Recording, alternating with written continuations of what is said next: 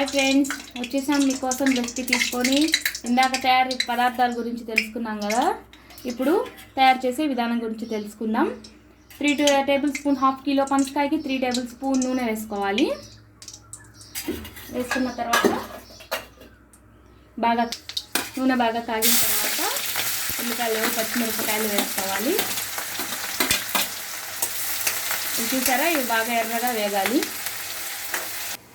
ఇలా ఎర్రగా వేగిన తర్వాత ఒక చిటికెడు పసుపు వేసుకోవాలి. ఇందాక పనసకాయలు వేసాం కదా, అందుకని ఇందులో కొంచెమే వేయాలి. ఇప్పుడు అల్లం వెల్లుల్లి పేస్ట్ వేసుకోవాలి. ఇది కొంచెం వేగనివ్వాలి.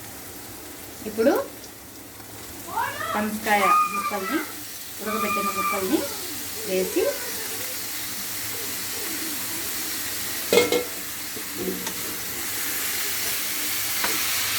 కొంచెం సాల్ట్ వేసుకోవాలి.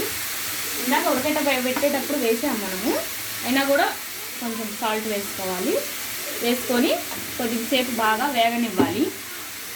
ఇలా మధ్య మధ్యలో కలుపుతూ ఉండాలి.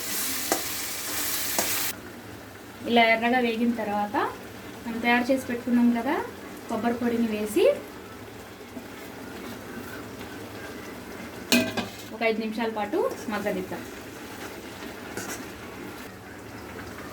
కొబ్బరి పొడి కూడా వేగిన తర్వాత మీ రుచికి సరిపడినంత కారం వేసుకొని 2 నిమిషాలు మగ్గనిచ్చి దింపేసుకోవాలి.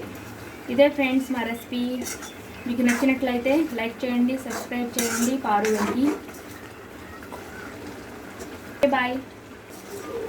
ఈ రెసిపీ మీకు ఎలా అనిపించిందో కామెంట్స్ బాక్స్లో కామెంట్ చేయండి ఫ్రెండ్స్.